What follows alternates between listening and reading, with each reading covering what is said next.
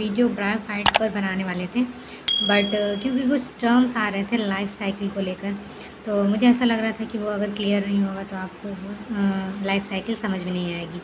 तो ब्रायोफाइट की जगह आज मैंने लाइफ साइकिल पे वीडियो बनाई है कि एल्गी में जो लाइफ साइकिल थी उसमें वर्ड्स आ रहे थे हैप्लॉन्टिक, डिप्लॉन्टिक या हैप्लोडिप्लॉन्टिक टाइप लाइफ साइकिल। तो मुझे ऐसा लग रहा है कि बहुत सारे लोगों को ये वर्ड क्लियर नहीं होगा। तो चलते हैं आज की इस वीडियो पर। आज की वीडियो है लाइफ साइकिल्स। तो प्लांट में जो लाइफ साइकिल होती है वो अल्टरनेशन ऑफ जनरेशन, यानी कि haploid to diploid, diploid to haploid, ये साइकिल घूमती रहती है।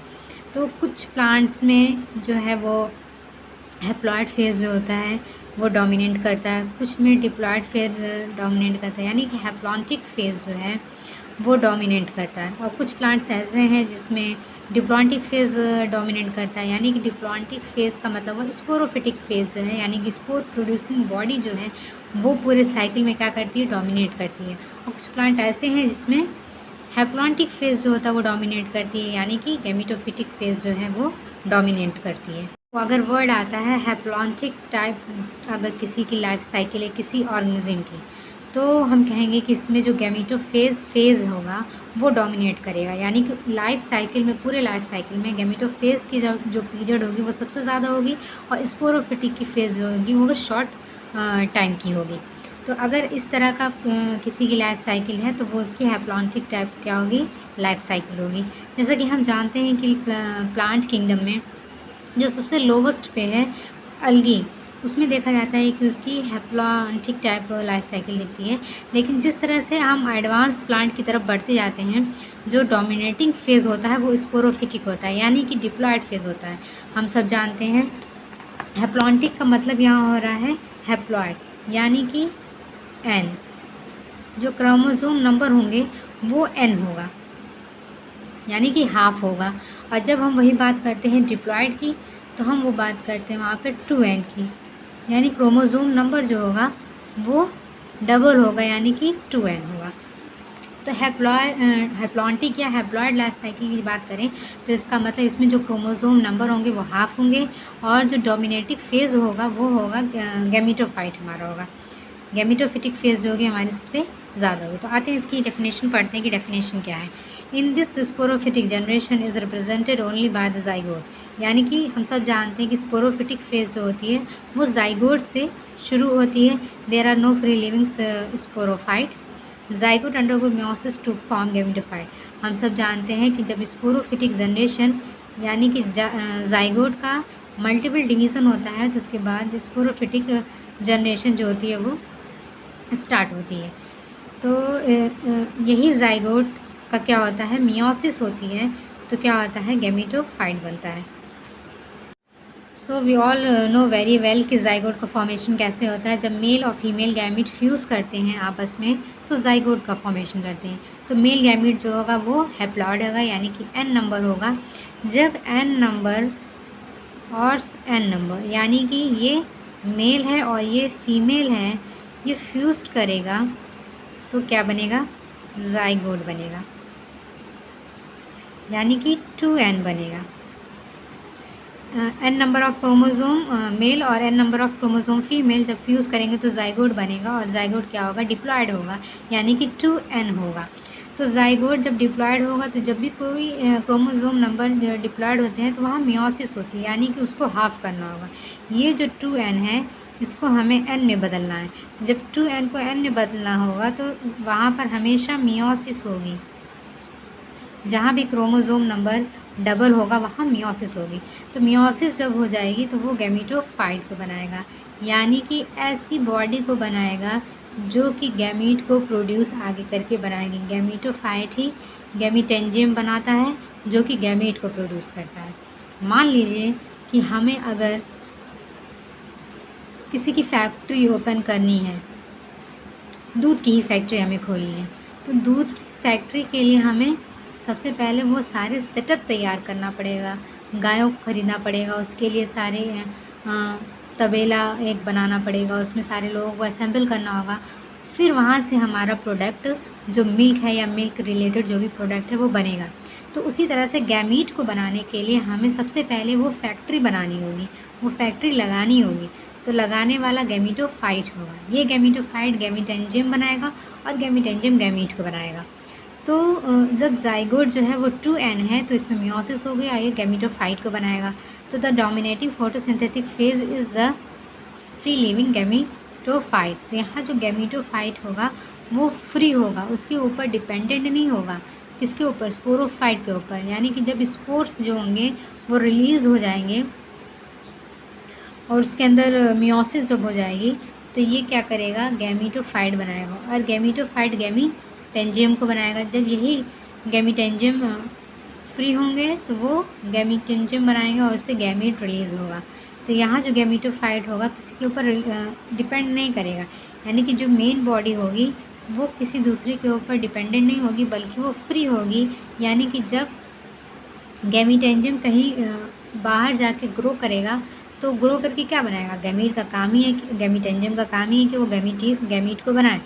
तो सबसे ज़्यादा देखा जाता है कि अलगी में, जो कि एग्जाम्पल है वॉलवॉक्स, इसमें देखा जाता है कि हैप्लॉन्टिक टाइप ऑफ उनका जो है वो लाइफ साइकिल होती है। यानी कि जो गैमीटोफाइट होता है वो पूरे लाइफ साइकिल पे डोमिनेट करता है और स्पोरोफिटिक जो फेज़ होती है वो बहुत शॉर्ट टाइम के लिए होती है। तो ये इस तरह की लाइफ साइकिल को हम haplontic type of life cycle बोलेंगे।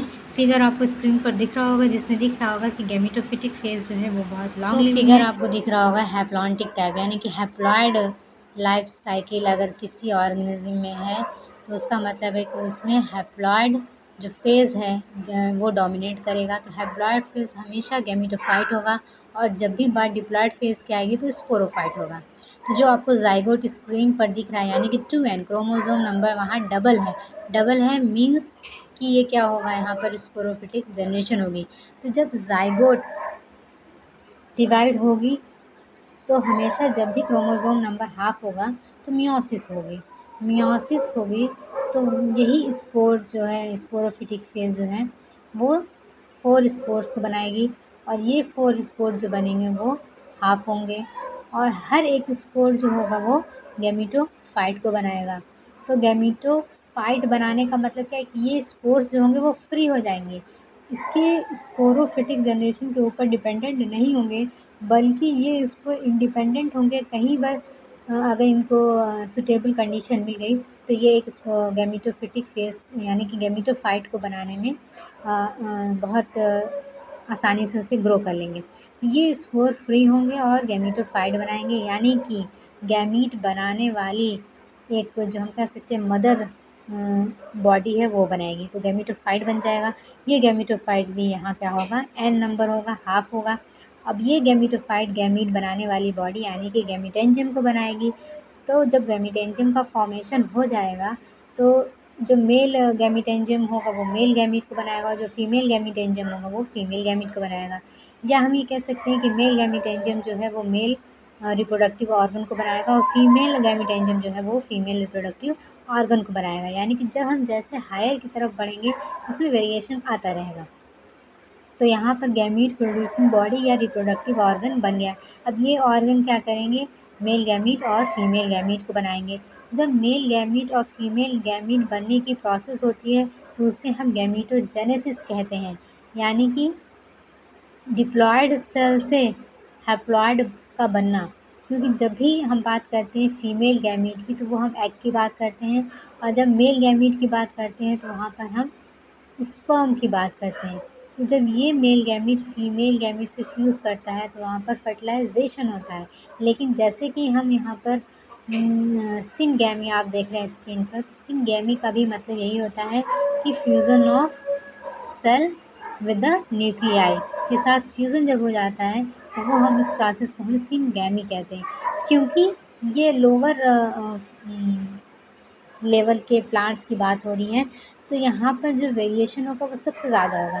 जैसे जैसे हम हायर प्लांट की तरफ बढ़ेंगे वेरिएशन कम होता जाएगा और जो कि टाइप्स हैं वो कम हो जाएंगे वहाँ पर। तो यहाँ पर जब हम मेल और फीमेल गैमीट फ्यूज़ हो रहा है तो सिंगैमी हो रहा है, और सिंगैमी होने के बाद किसका फॉर्मेशन, हमेशा जब मेल फीमेल गैमीट को फ्यूज़ करेंगे तो ज़ाइगोट का फॉर्मेशन होता है, और फिर यही ज़ाइगोट फर्दर डिवाइड करके क्या बनाता है, स्पोरोफाइट बनाता है, यानी कि उसमें माइटोटिक डिवीज़न होती है। जब भी सेल इंक्रीज़ करती है तो वहाँ माइटोसिस होती है, माइटोसिस या मियोटिक डिवीज़न हम बोल दें। तो मियोटिक या माइटोटिक डिवीज़न जो होता है वो हमेशा वेजिटेटिव सेल में होता है, और मियोसिस हमेशा क्रोमोसोम नंबर को हाफ करने के लिए, और रिप्रोडक्टिव सेल में हमेशा मियोसिस होती है। ये बात को याद करिएगा, और ये एमसीक्यूज़ में बहुत सारे क्वेश्चन पूछते हैं। तो इस तरह की लाइफ साइकिल जिसमें गैमेटोफिटिक फेज जो डोमिनेट करे, इंडिपेंडेंट हो, स्पोरोफिटिक के ऊपर डिपेंडेंट ना करे, और स्पोरोफिटिक जो जनरेशन हो वो बहुत शॉर्ट पीरियड उसकी हो। सबसे लंबी जो इस लाइफ साइकिल में जिसका टाइम हो वो है गैमेटोफाइट, यानी कि हैप्लॉइड फेज सबसे ज़्यादा हो। तो ऐसी लाइफ साइकिल को हम haplontic type of life cycle बोलते हैं। जो सेकेंड टाइप है वो डिप्लॉन्टिक टाइप है, यानी कि इस लाइफ साइकिल में जो डिप्लॉयड फेज़ होगा, यानी कि जो डिप्लॉन्टिक फेज़ होगा वो हैप्लॉयड फेज़ पे डोमिनेट करेगा।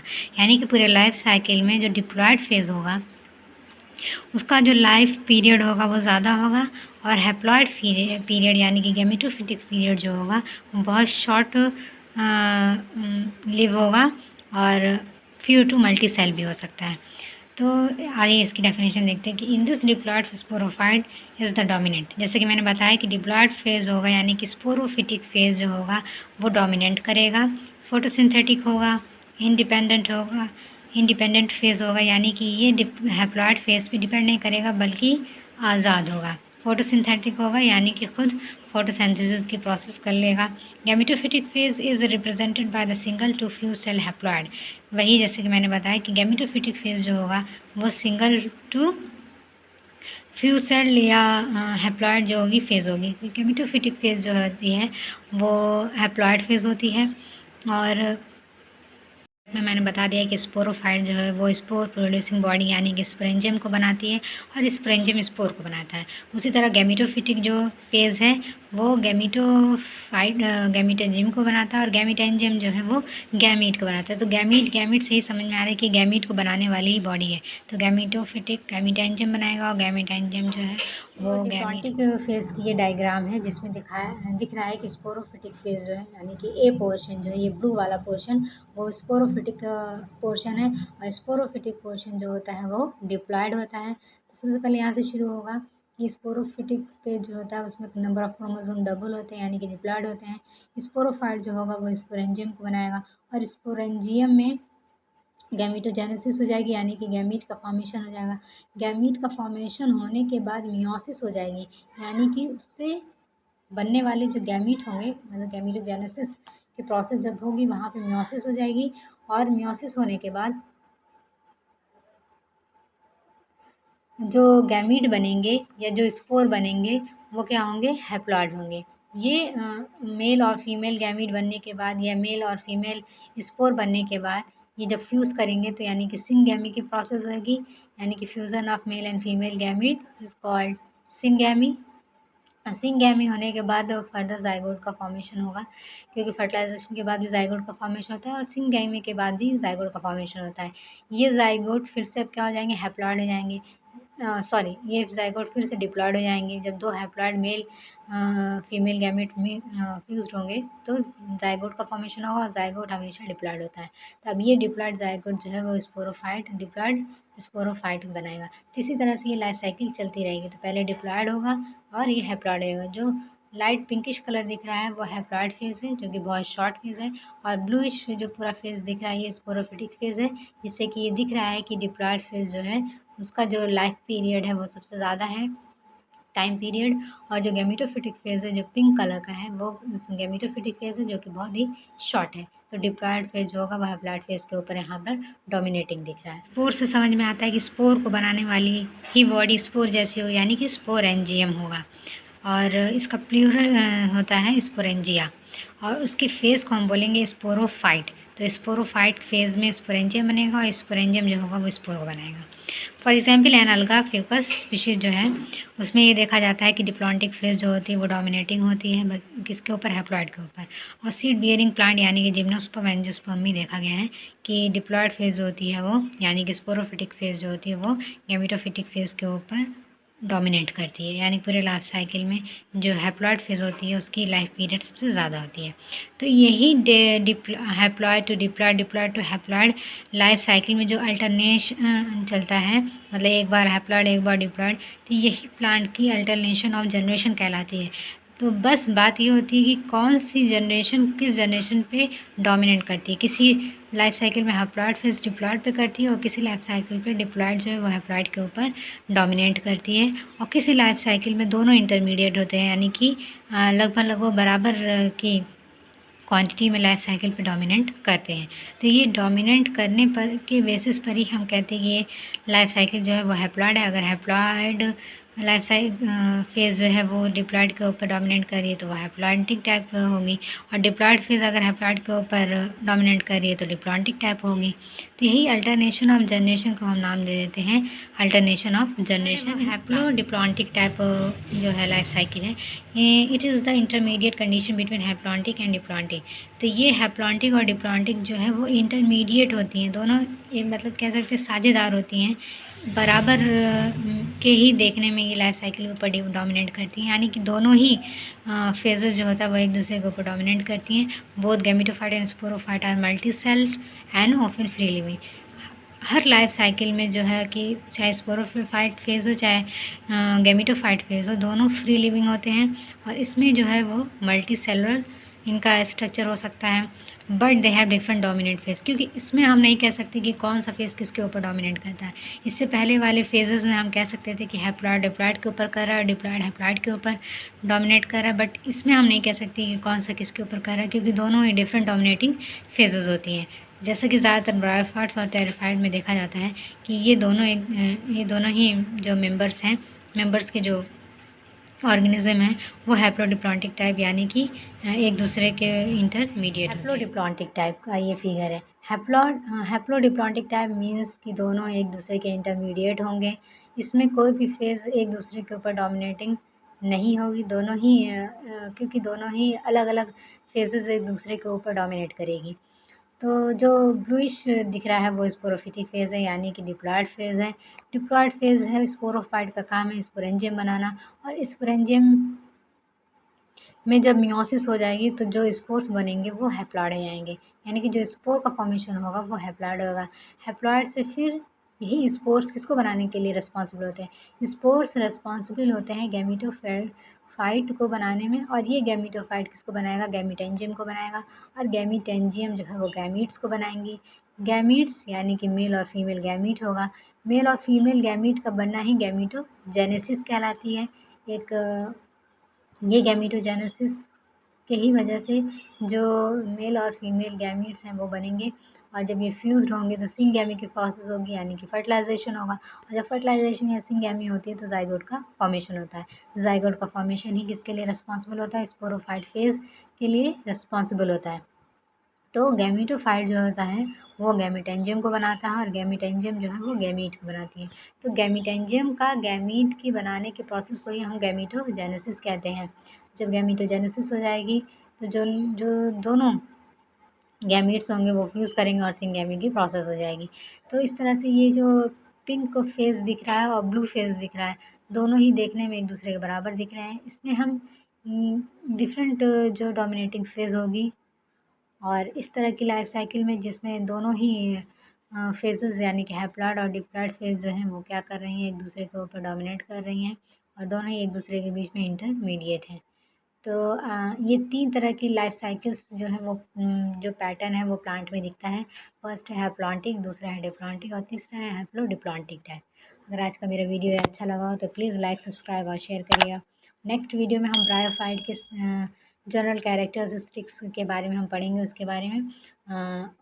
बेल आइकन को प्रेस करना बिल्कुल मत भूलिएगा ताकि मेरी अपकमिंग वीडियो की नोटिफिकेशन आप तक ज़रूर पहुँचे। फीडबैक में ज़रूर बताइएगा कि आपको वीडियो कैसी लगी। तब तक के लिए अल्लाह हाफ़िज़, टेक केयर।